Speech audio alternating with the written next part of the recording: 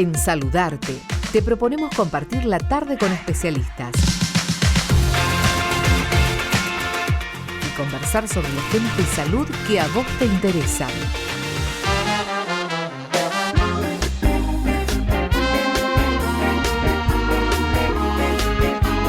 En representación a todos los profesionales de la oftalmología, le damos la bienvenida en el programa a la doctora Constanza Martinoli. Ella es la secretaria científica de la Sociedad Jujeña de Oftalmología. ¿Qué tal, doctora? ¿Cómo le va? Buenas tardes. Hola, buenas tardes, Gastón, a vos y a toda la audiencia. Un gusto, doctora. Feliz día antes que nada y a través suyo a todos sus colegas. Muchas gracias, Gastón, muchas gracias. La verdad que la oftalmología, vemos que desde que la conocemos siempre ha sido un aspecto muy importante en nuestra salud, porque, digamos, perder de alguna forma a lo largo de la vida este sentido, bueno, a las personas les genera un impacto en su calidad de vida, en su trabajo. Por supuesto que se pueden producir adaptaciones, pero el hecho de saber de que una persona va perdiendo la visión, y sobre todo cuando sabemos que muchas de las causas que hoy se conocen como causa de ceguera, muchas de ellas son prevenibles. Así es. Además que se sabe muy bien lo que implica la visión en el desarrollo de un niño. Si un niño no vidente, por ejemplo, no tiene un buen desarrollo motor, si no se lo estimula desde la estimulación visual, por ejemplo, porque la visión es muy importante para comunicarse con el medio externo.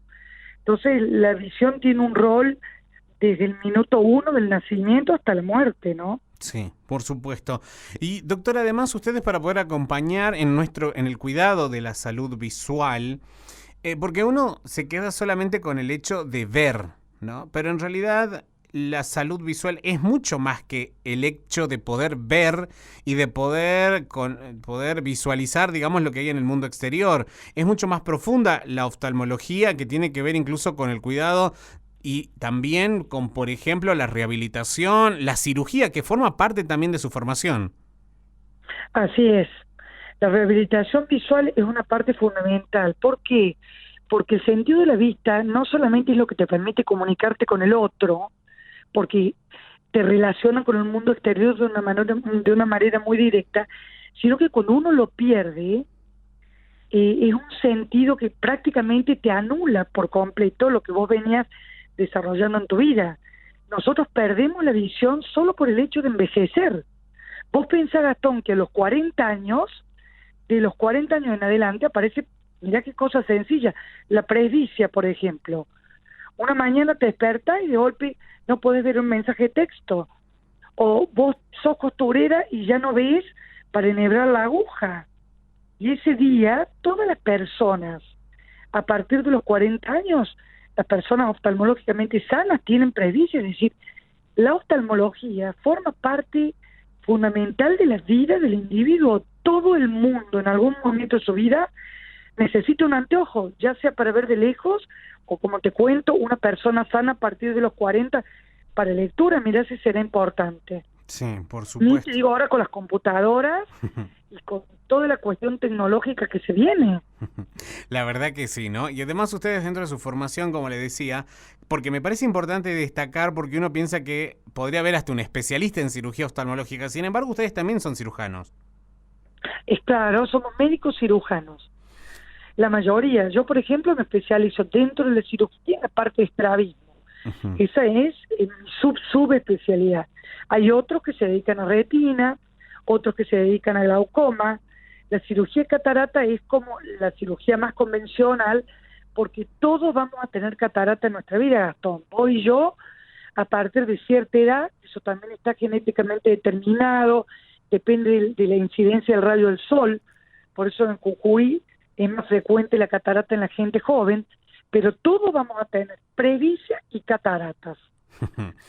Doctora, le quiero hacer una pregunta. Recién nosotros veníamos hablando de la importancia que tiene el cuidado de la salud visual, sobre todo para evitar algún tipo de ceguera o de pérdida parcial de la visión de un ojo, por ejemplo, ¿no?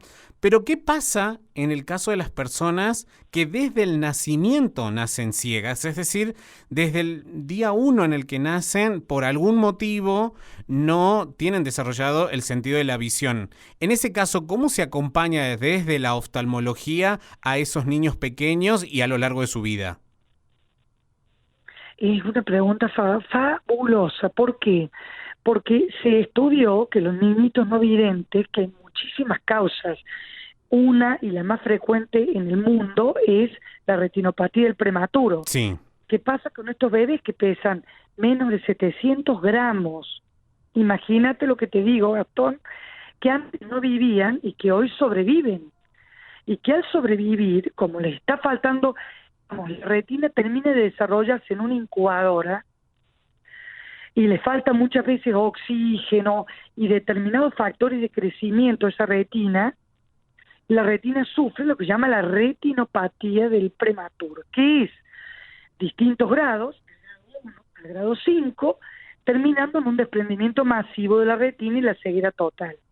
Entonces se ha hecho un trabajo muy intensivo en conjunto con los neonatólogos, con los obstetras y con los pediatras a posteriori para evitar que estos chiquitos lleguen a este grado de ceguera. ¿Por qué? Porque con un correcto manejo del oxígeno en la incubadora, más un control muy estricto del fondo de ojo de ese bebé. Pensá lo que te digo, Gastón, el tamaño que tienen, 700 gramos. Sí. Se les hace el fondo de ojo cada 10 días, cada 15 días, y si se percibe que esa retina está a falta de estos factores y de este oxígeno, se efectúa láser y con eso en muchos casos, en otros casos, lamentablemente por este grado de inmadurez no se logra detener, se puede prevenir esta ceguera ocasionada por la retinopatía del prematuro. Una vez que el niño nace, una vez que el niño sale digamos, de la neo, que ya tiene un peso adecuado y que va a la casa, comienza el trabajo de las estimuladoras, porque un niño prematuro que se ha desarrollado en un incubador en vez del vientre materno requiere un montón de estímulo para ponerse al día con el desarrollo de los bebés normales. Entonces, ahí viene el rol de la estimuladora visual, que son profesionales que se dedican exclusivamente a la rehabilitación visual del niño. En Jujuy tenemos estimuladoras de lujo, tenemos la escuela que está en Palpalá, de todas maneras se hace a domicilio, se hace a nivel privado, se hace a nivel público. Nosotros los oftalmólogos pediatras lo monitorizamos, vamos viendo cómo va desarrollando la visión de un bebé. Porque Gastón, ¿cómo haces para saber lo que ve un bebé de un mes? Claro. Entonces, vos te guías por el comportamiento visual. Es muy fácil saber si un bebé ve o no ve, porque ¿qué es lo que un bebé mira? El rostro de la madre, Gastón. Sí, y El sigue rostro con del la ser mirada, y uno Así es. habitualmente le Entonces hace la ese juego con fijación, la mano, con el dedo, y el ahí está. bebé va siguiéndote. Ahí está. Por eso, el bebé, ¿qué hace? Se mira la manito, mira el entorno, y eso hace que de pronto sostenga la cabeza. A los bebés no videntes les cuesta mucho sostener la cabeza, tener una postura erguida, porque no saben cómo. Imagínate vos por un minuto, si vos cerrás los ojos, ¿cómo haces para ubicarte en el espacio? Calculó un bebé que nace sin poder ver.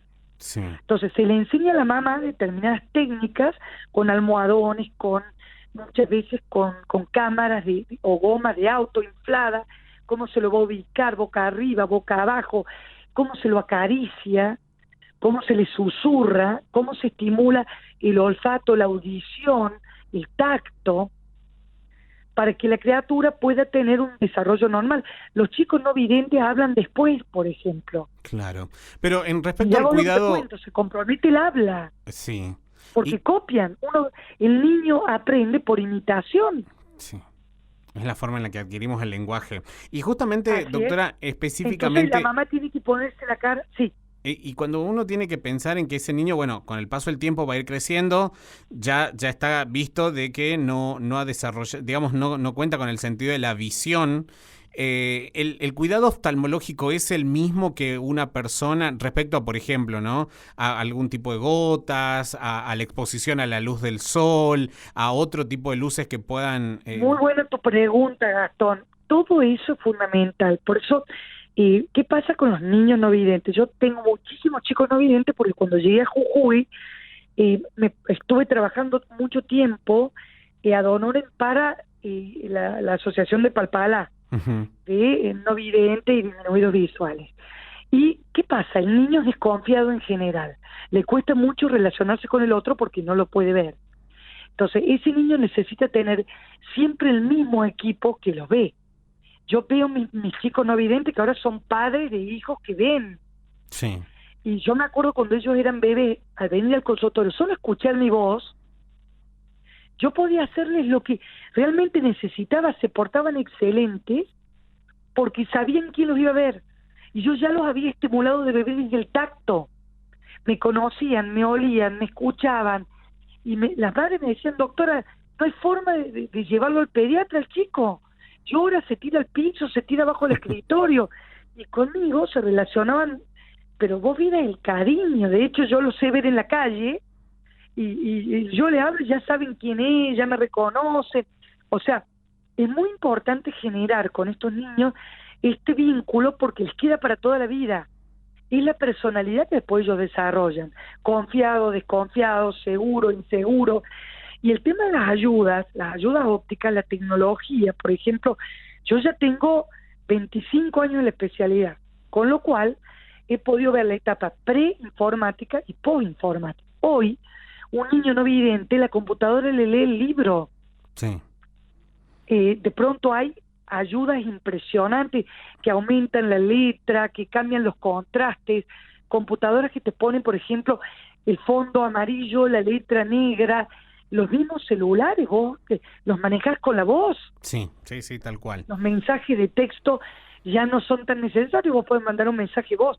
Esas ayudas para ponerlas en escolarización, de pronto alfabetización han sido muy importantes en el desarrollo de la discapacidad visual. Bien. O sea que como... Pero guarda, en niños y en adultos, ¿no? Claro. Entonces, yo llego a la conclusión esta de que cuidar de la salud visual no depende del hecho de que contemos con este sentido como para decir, bueno, si pierdo la visión, ya sea desde el nacimiento o en algún momento de la vida, me olvido del oftalmólogo. El oftalmólogo, aún en la situación de ceguera, se tiene que seguir controlando, se tiene que seguir visitándolo frecuentemente. Mira, mínimo 2 veces al año. Los pacientes no videntes o disminuidos visuales. Y yo controlo habitualmente anualmente los niños, porque crecen. Y al crecer, el ojo se modifica, como la nariz, como la cara, como los pies. Sí. Imagínate que para el caso del niño no vidente, el control es todavía mucho más frecuente. ¿Por qué? Porque lo que yo quiero saber es cómo le va al niño en la vida, cómo le va en la escuela, qué actividades extracurriculares tiene, después qué está haciendo para insertarse en la sociedad. A veces música, a veces cocina, a veces carpintería, determinadas cuestiones que ellos van adquiriendo y que les permiten reinsertarse en el nivel laboral después. Y sí me parece muy importante recalcar, Gastón, el tema de las enfermedades hereditarias. Si tenemos alguna enfermedad visual en la familia, siempre hay que comunicarle al oculista. Nos vamos a ver seguro con el oculista cuando nos manden del ministerio a los 5 años, seguro. Sí. Muchos pediatras ya están mandando a los chicos al año o cuando nacen, a los 40 por el tema del lente de lectura, las personas sanas, y después de los 60 porque empiezan a aparecer las cataratas. Entonces, en esa oportunidad de recordarle al oculista si hay alguna enfermedad visual en la familia. Y la otra causa muy importante de ceguera en el adulto es la diabetes, que es la principal causa de ceguera en el mundo. Sí, es un tipo de ceguera que hay que prestarle más atención porque lamentablemente cuando no hay una buena adherencia al tratamiento, bueno, esta es una posibilidad de tantas consecuencias que puede traer la diabetes, así que por lo cual visitar una vez diagnosticado, bueno, periódicamente, así como vamos al diabetólogo, al endocrinólogo, bueno, también al oftalmólogo que nos va a ayudar en ese sentido. Pero todo esto, doctora, creo que, y usted lo marcó recién cuando dijo, yo soy de la época de la tecnología y ya sin tecnología y ahora con toda la tecnología disponible. La oftalmología creo que se ha basado muchísimo en el avance tecnológico, que hoy se disponen de estas cirugías que uno no se puede ni imaginar, porque uno piensa en el ojo, en un espacio tan reducido, con tantas partes que tiene este órgano en particular, y ustedes justamente trabajan en lugares que son milimétricos, y bueno, si no fuese por la tecnología eso no sería posible. Absolutamente. La verdad que yo, por ejemplo, recuerdo los microscopios cuando empezamos las cirugías y lo que tengo en los microscopios actuales que es una maravilla. Nosotros operamos 2 cirujanos un ojo. Esa es la realidad. Nosotros cuando operamos, el ayudante que nos ayuda es un cirujano oftalmológico, Sí. porque no cualquiera se puede meter abajo del microscopio a pasarme, no sé, de pronto una aguja de 10 ceros, que la aguja, para que te orientes, es más chica que una pestaña. Y el hilo es más fino que un pelo. Entonces, ese grado de, ¿cómo te puedo decir?, de microcirugía no es para un ayudante normal. Tiene que ser un cirujano. Entonces, muchas veces nosotros cuando operamos, son 2 cirujanos y 4 ojos que están debajo de un microscopio, que por otro lado ni sacamos los ojos del microscopio en ningún momento. Ninguno de los 2, digamos, cirujanos. O sea que así están durando nada las cirugías. Se han acortado los tiempos quirúrgicos, una barbaridad.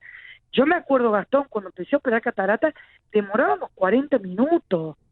Hoy, en 15 minutos, 10 minutos, tenemos resuelta una catarata. Porque toda esta tecnología, y ya nos hemos vuelto adictos a la tecnología, nos vuelve, ¿cómo te puedo decir?, mucho más veloces, mucho más precisos. Es una maravilla, te digo, es una maravilla. ¿Y ese adelanto tecnológico también les ha permitido tener mejores resultados? Absolutamente, absolutamente. De hecho, operamos cataratas mucho antes que en otras oportunidades. Nosotros antes, como se abrían 7 milímetros el ojo, que 7 milímetros, pensá en menos de 1 centímetro, para nosotros un montón. Se ponía una lente enorme, claro, se podía infectar, había un montón de complicaciones. Hoy que abrimos 2 milímetros, 1.5 milímetros. Imagínate lo que estamos hablando, Gastón, el tamaño de los aparatos, de las pinzas, o sea que ya tenemos muchas menos complicaciones, que no significa que las complicaciones no puedan estar. Por eso, como la cirugía requiere mucho mayor entrenamiento, somos 2 cirujanos. En general el paciente lo nota, porque le hablan 2 personas en general. Uno le dice haga tal cosa, el otro tal otra, y conversamos una cosa, otra, y lo sacamos a flote en brevísimo tiempo. Uh-huh. Así que sí, yo creo que en este momento la tecnología es fundamental, y eso genera que los pacientes y los médicos estemos como mucho más necesitados de asesorarnos, de actualizarnos. ¿Viste? Antes Sí. eran cursos de formación, hoy son cursos de actualización. Sí, tal cual, ¿no? Y que bueno, en ese sentido, y ahora quiero llevarla desde su lugar como secretaria científica de la Sociedad Jujeña, ¿cómo está el nivel de actualización aquí en la provincia de Jujuy? Sé que hace poco charlábamos para que justamente estuvieran en un evento que hacía mucho no lo tenían justamente por la pandemia, pero es una disciplina que se actualiza, como por ejemplo vemos en la cardiología, ¿no? Que es una especialidad que en ese sentido siempre hay algo nuevo, todos los días aparece algo nuevo. Bueno, de la oftalmología por ahí no conocemos demasiado. ¿Cómo estamos en cuanto a avances? También descubrimientos, en cuanto también a la farmacología, o sea, en lo que es actualizarse, hoy, ¿cuáles son las tendencias y cuáles son los principales puntos? Mira, todo lo que tiene que ver con actualización en este momento en oftalmología está orientado.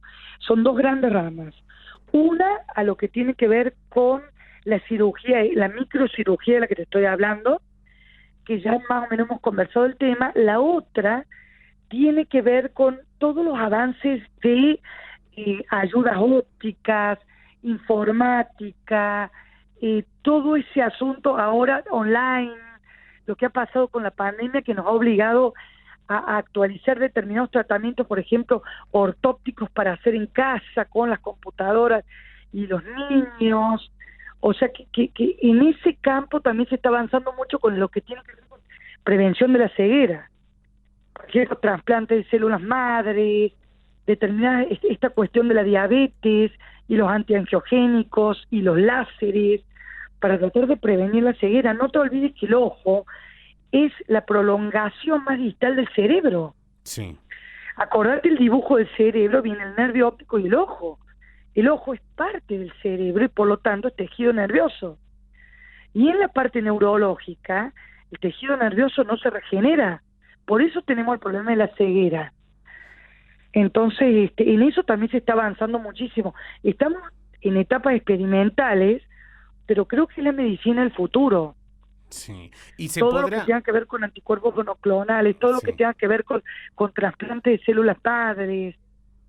Sí, que el otro día incluso veíamos que aquí en la provincia se había realizado por primera vez en el sector público un trasplante que justamente permitía regenerar tejido ocular que se había perdido por una quemadura con cal en 2 trabajadores en 2 situaciones distintas. Placenta, claro, membrana amniótica, el uso de Exactamente. membrana amniótica. Ahora estamos en un proyecto, pero no te lo quiero decir porque estamos conversando entre nosotros Bueno. para generar suero autólogo en la provincia, generando nosotros, a partir de las lágrimas del paciente, una lágrima especial con los nutrientes necesarios para que los ojos secos avanzados, que son muy comunes acá en el norte, puedan beneficiarse con la producción de suero autólogo. Le sacamos sangre, se centrifuga, se separa lo que es el suero del resto, y con ese suero diluido, según la patología, en la cantidad que vos lo diluís, el paciente se pone su propio suero como en forma de lágrima.